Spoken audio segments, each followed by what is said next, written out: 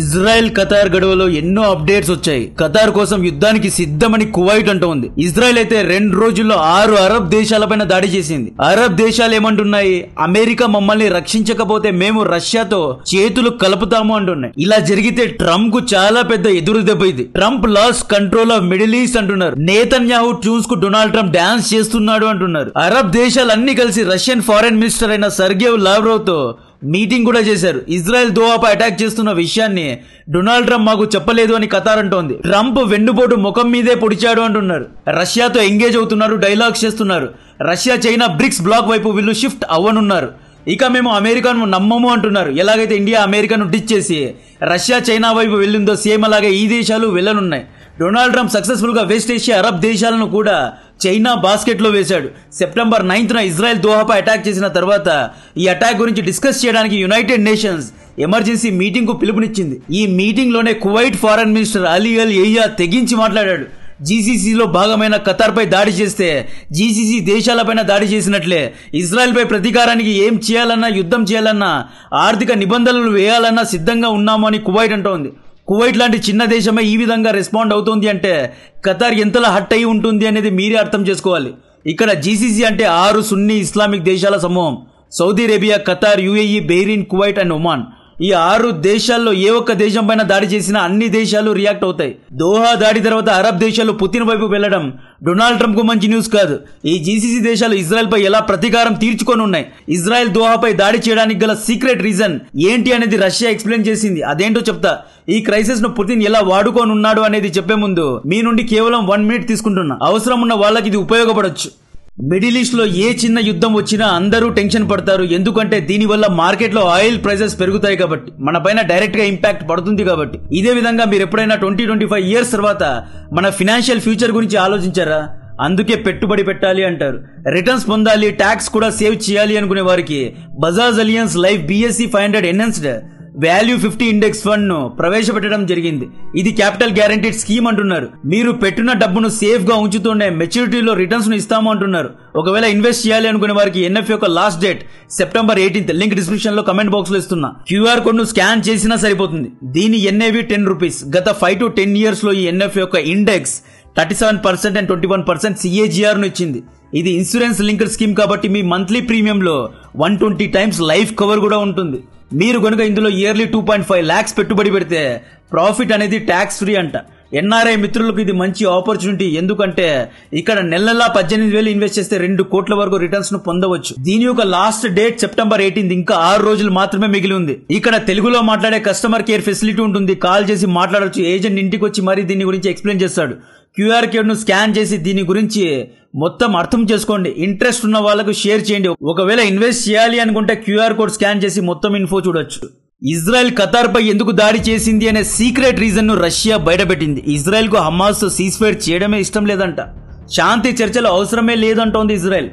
Benjamin Netanyahu greater Israel వైపు అంటే అఖండ Israel వైపు అడుగు వేస్తున్నాడు. గ్రేటర్ ఇజ్రాయెల్ యొక్క మ్యాప్ ఇక్కడ చూడొచ్చు. Gaza, Palestine, Jordan, Syria, Egypt ఈ దేశాలన్నీ మావే. దీన్ని మేము ఫ్యూచర్ లో ఎక్స్పాండ్ చేస్తాము అన్నట్లు కొంతమంది ఇజ్రాయెలైట్స్ అంటున్నారు. మొత్తం గాజాను ఇజ్రాయెల్ తమలో కలుపుకోవడానికి చూస్తోంది అని రష్యా హెచ్చరించింది.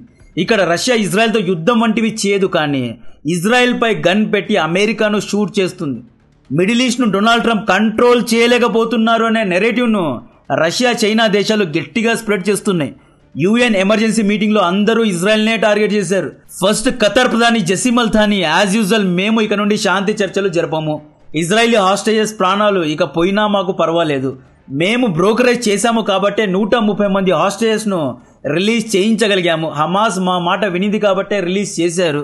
ఇప్పుడు ఇజ్రాయెల్ మా పైనే దాడి చేసింది కాబట్టి మేము దేనికైనా సిద్ధంగా ఉన్నాము. ఇజ్రాయెల్ పైన ఎటువంటి యాక్షన్ తీసుకోవడానికైనా సిద్ధంగా ఉన్నాము అన్నట్లు ఖతార్ మాట్లాడింది. ఇక్కడ మీరు ఖతార్ యొక్క తెలివి చూడండి. ఖతార్ ఇరాన్ లాగా ఆవేశపడి ఇజ్రాయెల్ పైన ప్రతిదాడి చేయలేదు. డిప్లొమాటిక్ గా వెళ్తోంది. ఆర్థిక పరమైన శాంక్షన్స్ వేయాలి అంటోంది. UN లో ఎమర్జెన్సీ మీటింగ్ పెట్టించింది.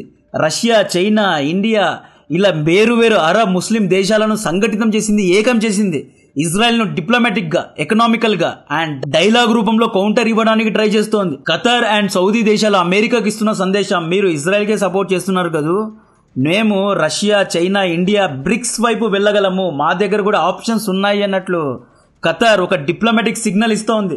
డొనాల్డ్ ట్రంప్ ఇది అర్థమవుతోందా లేదా అనేది తెలియదు, కానీ ఈ మొత్తం ఇష్యూలో ఇజ్రాయెల్ కాదు, డొనాల్డ్ ట్రంప్ ఫెయిల్ అయినట్లు అందరూ చెబుతున్నారండి.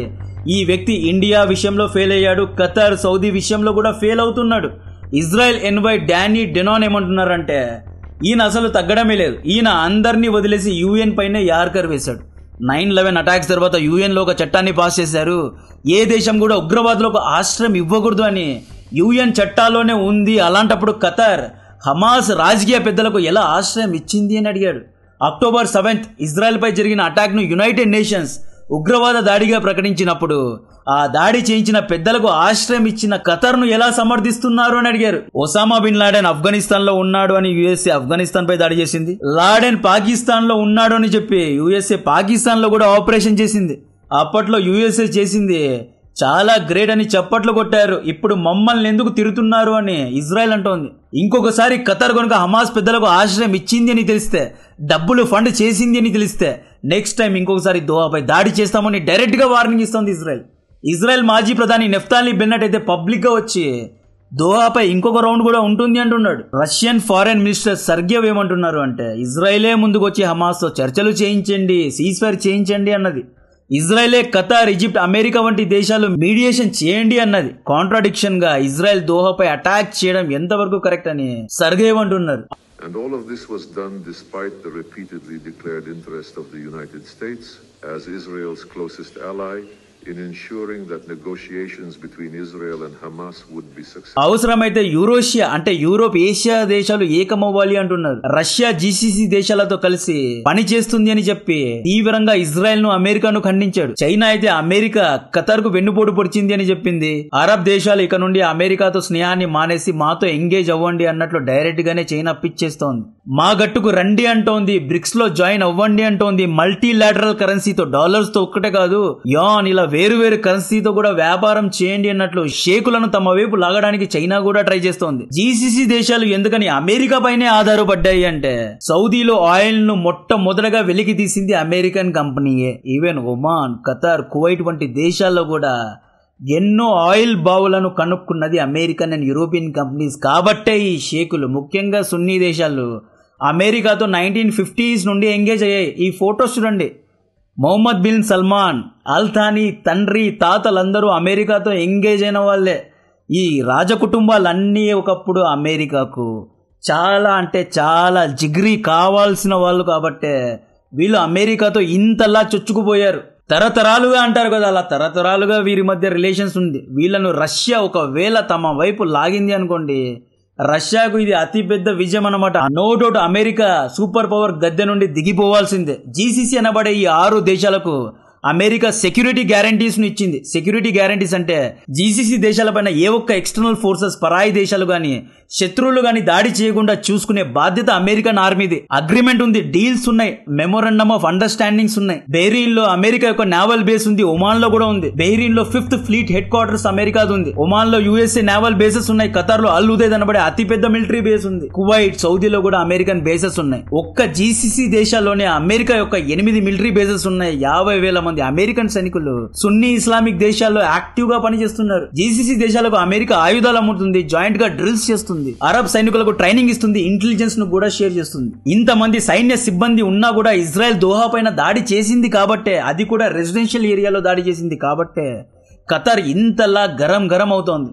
యుఎస్ సెక్యూరిటీ గ్యారంటీస్ ను మేము నమ్మము, రష్యా, చైనా వైపు వెళ్తాము అని ఈ దేశాలు అంటున్నాయి. ఈజిప్ట్, జోర్డాన్, ఇరాక్ వంటి దేశాల్లో ఖండించాయి.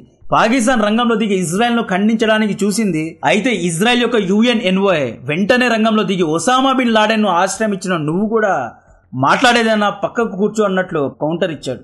మోడీ గారు ఎక్స్ లో ఈ అటాక్ ను ఖండించారు. కానీ యుఎన్ ఎమర్జెన్సీ మీటింగ్ లో మనం పాల్గొనలేదు. ఎందుకంటే ఇజ్రాయెల్ కూడా మనకు అత్యంత అవసరమైన మిత్రదేశం. మొన్న ఆపరేషన్ సింధూర్ లో కూడా పాకిస్తాన్ లో ఉన్న ఉగ్రవాద కొంపలపైన దాడి చేసిన మిజైల్స్ ను కూడా ఇజ్రాయెల్ నుండి తీసుకున్నవి.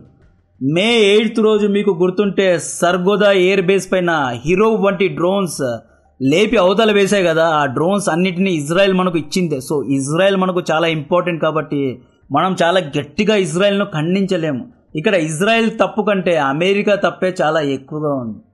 అమెరికా ముందుగానే ఖతార్కు హెచ్చరించి ఉంటే ఈ పరిస్థితి వచ్చి ఉండేది కాదు. 2 రోజుల్లో ఇజ్రాయెల్ దాదాపు 6 అరబ్ దేశాలపైన దాడి చేసింది. సిరియా, యెమెన్, టునీసియా, పలస్తీన్, లెబనాన్ ఇలా 6 దేశాల్లో విచ్చల విడిగా కొట్టుకుంటూ పోయింది. తునీషియా నుండి ఫ్లోటిల్లా షిప్స్ గాజా వైపు వెళ్తున్నాయి అని తెలిసి డ్రోన్స్ తో షిప్స్ ను లేపేశారు. డొనాల్డ్ ట్రంప్ నెతన్యాహుకు కాల్ చేసి నా ఉద్యోగాన్ని పీకేసేలా ఉన్నావు అన్నట్లు సీరియస్ అయినట్లు చెబుతున్నారు. సెప్టెంబర్ 9th అటాక్ కు ముందు సెప్టెంబర్ 7th రోజు హమాస్ పెద్దలకు లాస్ట్ వార్నింగ్ ఇచ్చింది ఈ పెద్ద మనిషే కదా. ఈ పెద్ద మనిషి ఇజ్రాయెల్ కు దోహాపై అటాక్ చేయని గ్రీన్ సిగ్నల్ ఇచ్చిన తర్వాతే ఇజ్రాయెల్ అటాక్ చేసింది. అయితే లాస్ట్ మూమెంట్ లో ఖతార్, అరబ్ దేశాలన్నీ వ్యతిరేకమైన తర్వాత ఎమీర్ కాల్ చేసి డొనాల్డ్ ట్రంప్ ను తిట్టిన తర్వాత డొనాల్డ్ ట్రంప్ యూటర్న్ తీసుకున్నాడు.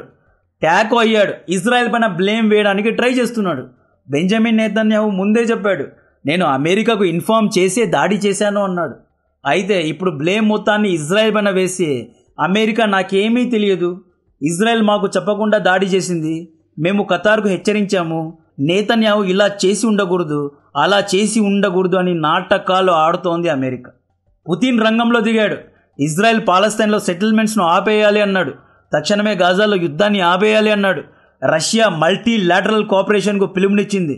అంటే జీసీసీ, రష్యా, చైనా, ఇండియా ఈ దేశాలన్నీ కలిపి గ్లోబల్ ఏషియన్ సౌత్ దేశాలన్నీ కలిసి వరల్డ్ ఆర్డర్ ను రాయాలి అంటోంది రష్యా. పుటిన్ ఆడుతున్న గేమ్ డొనాల్డ్ ట్రంప్ కు అర్థం కావడం లేదు. India, South Asia, Middle East, Arab, Muslim ఇలా అన్ని దేశాలను ఏకం చేసి వన్ ఫైన్ డే వచ్చి రేపటి నుండి మేము డాలర్స్ తో వ్యాపారం చేయము అనే బాంబు పేల్చనున్నాడు. ఈ విషయం అమెరికాకు అర్థం కావడం లేదు. సో ఇలా చేయాలి అంటే ఫస్ట్ రష్యా అరబ్ దేశాల్లో తమ మిలిటరీ ప్రెజెన్స్ ను పెంచుకోవాలి. అరబ్ దేశాలకు తమ యొక్క ఆయుధాలను అమ్మాలి. ఇజ్రాయెల్ పైన ఖతార్, సౌదీ అరేబియా, కువైట్ కలిసి ఇరాన్ మిజైల్స్ తో దాడి చేస్తాయా?